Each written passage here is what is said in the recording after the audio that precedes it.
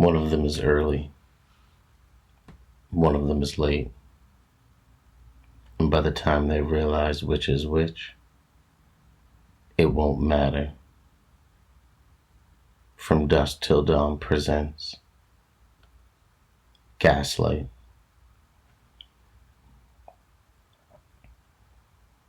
The road was empty enough to make you feel important. 2 lanes, no lights. The trees leaning in like the road was talking.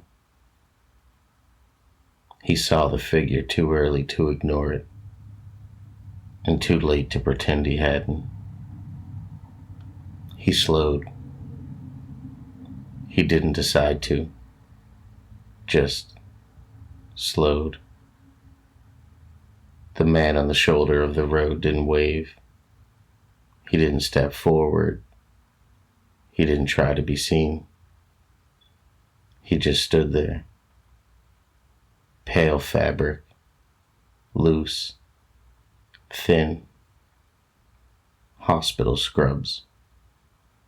Not the kind nurses wear, the kind you don't choose. Bare ankles, sleeves hanging. One wrist marked like something had been there not too long ago. The car rolled to a stop. The man stepped closer. He opened the door, and he got in. "Thank you," he said. That was the first wrong thing. The car pulled back onto the road. For a while, neither of them spoke. The driver kept his eyes forward. "You all right?" he asked eventually. "They let me go," the passenger said. "From where?" There was a pause. "You saw the lights?" The driver frowned slightly. "I didn't pass anything." The passenger gave a small smile. "Oh, you did?" Silence. The driver didn't answer that. The road stretched, black and unbroken. "You heading somewhere?" the driver asked. "Already been," the passenger said. "The hospital?" Pause. "Something like that." The driver nodded once. "Long night?" The passenger looked at him for the first time. "You don't sleep much, do you?" The driver's grip tightened slightly. "Why's that?" "You look like you wait," the passenger said. "For people." Silence. The driver exhaled once, and slow. "Yeah," he said. "You look like you don't." The radio clicked. Static. Then nothing. They drove. The passenger sat upright, hands on his thighs, facing forward. Comfortable. Too comfortable. "You from around here?" the driver asked. "No." "Passing through?" Small pause. "Something like that." The driver nodded again. His eyes flicked to the side for just a second. The passenger wasn't looking at him anymore. He was looking at the door, at the handle, at the inside panel, like he was noticing things. The driver gave a small breath, almost a laugh. "You ever think about it?" he said. "About what?" "Picking the wrong person up?" The passenger turned slightly. "Yeah?" The driver shrugged. Like, what if I'm the one you're supposed to worry about? Silence. The passenger let out a quiet breath. Guess I'd have to figure that out pretty quick. The driver smiled faintly, looked back to the road. The trunk shifted, soft, like dull weight pressing against metal. The driver's hands tightened on the wheel. Spare tire, he said. The passenger didn't turn his head. That's not how tires move. The driver kept his eyes forward.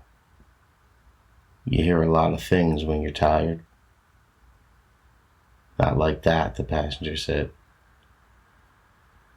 And there was silence. The road curved slightly, then straightened. The passenger reached into his pocket and pulled something out. A phone in a pink case. Worn.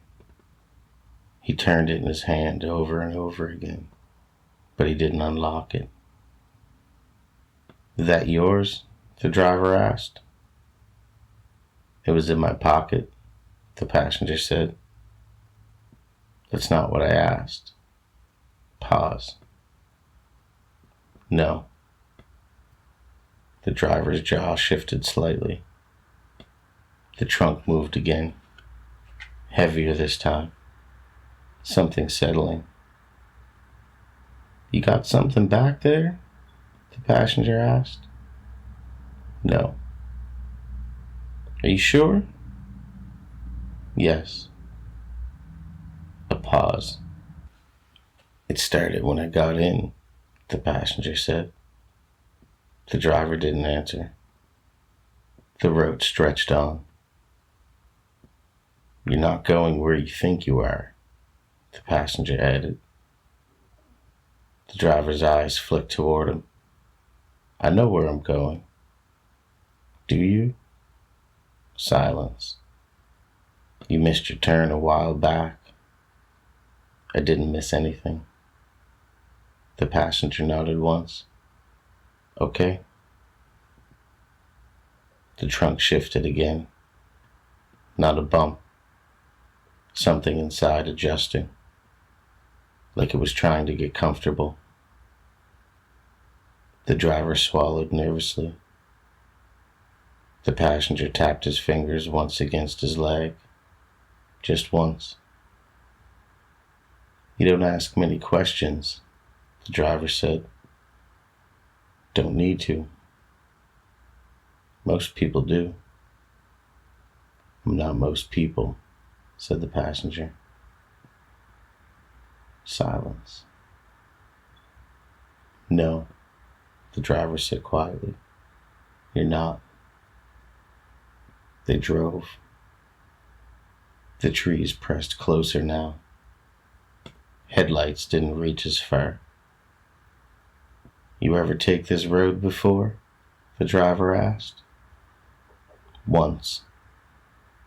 When? The passenger turned the pink phone again. Said recently. The driver's fingers tightened slightly. Yeah, he said. Me too. Silence. The trunk went quiet. Too quiet. The kind of quiet that feels like something is waiting. A few miles passed. Then the passenger spoke again. You ever think about it the other way? He said. The driver glanced at him. What way? The passenger turned slightly, not smiling this time. What if I'm the one he should have left at the road? Silence. The driver didn't answer right away, but he recognized it. Not words, but the shape of it. He gripped the wheel just a little. That's so, he said. Guess you'd have to figure that out pretty quick, the passenger added. The trunk shifted, soft and measured. Neither of them looked back. Not this time. You slowed before you saw me, the passenger said. The driver didn't answer. You always do that? No. Just tonight. Yeah. The passenger nodded silently. Me too.